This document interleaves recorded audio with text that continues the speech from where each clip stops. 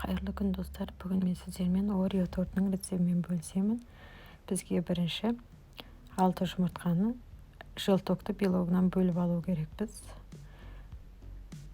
2 ыдысқа 2 бөлек аламыз, ақ уызын, сары уызын бөліп. Сосын осы жұмыртқаға 160 грамм шекерді, қантты 2 бөлікке бөліп, жұмыртқаның ағын бір бөлек, жұмыртқаның сарысын бір бөлек қантпен араластырып аламыз. Белок барынша стойкий болып, пена болып, әдемі болып қатты көпіргенше миксерлейміз.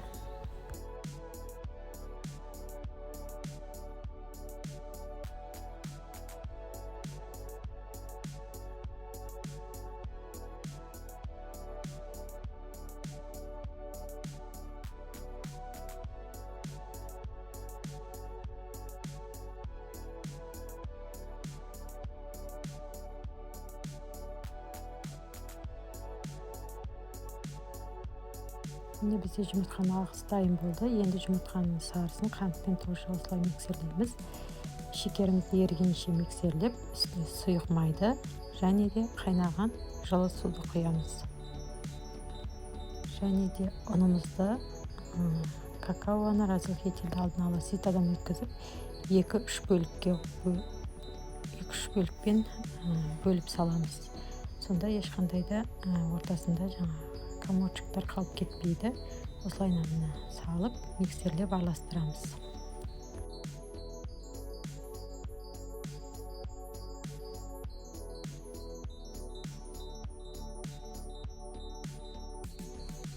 Бізде массамыз дайын. Осы массамызға жұмыртқаның белогын 2-3 бөлікке бөліп қосып, астынан үстіне қарай араластырамыз. Сонда әдемі масса дайын болады. Яғни пышный болып піседі тестамыз, кожымыз. Осылайынан асықпай 2-3 бөлікке бөліп қосамыз жұмыртқаның ағын.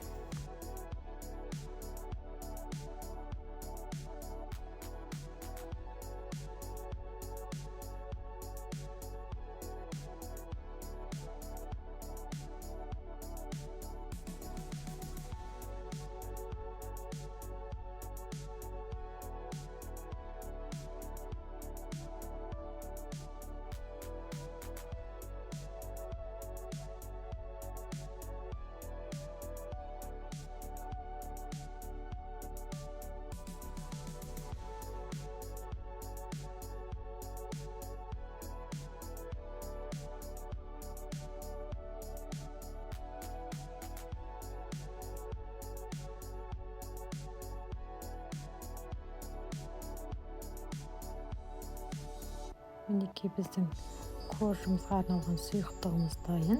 Мен осы массаны 3 бөлікке бөліп пісіремін. Менде диаметрі 20 етіп пісіремін. 180 градуста 12-15 минут аралығында піседі. Осылайынан 3 бөлікке бөлеміз.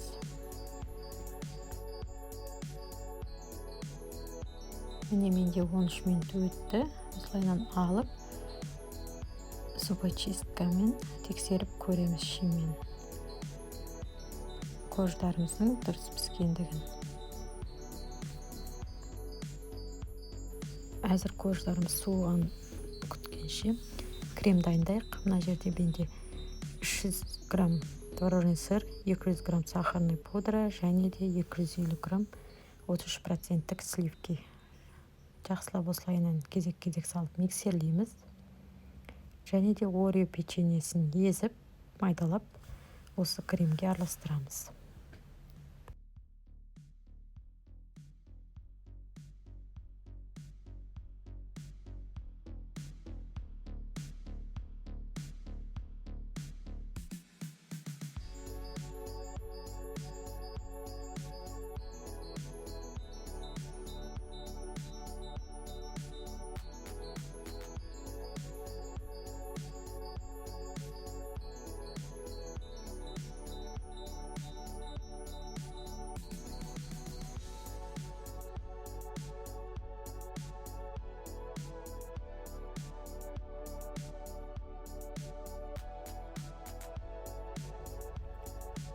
тортты біріктіру процесін бастаймыз.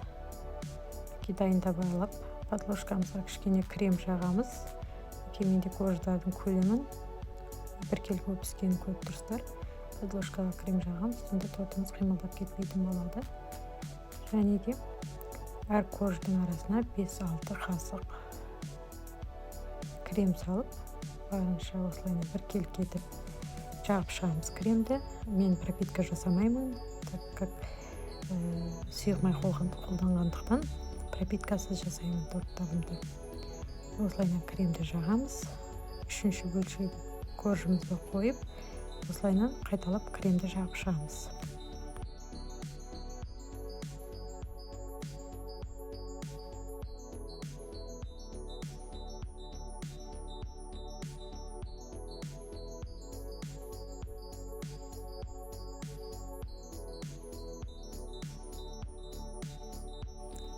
Неке осылайынан жағып шықтық.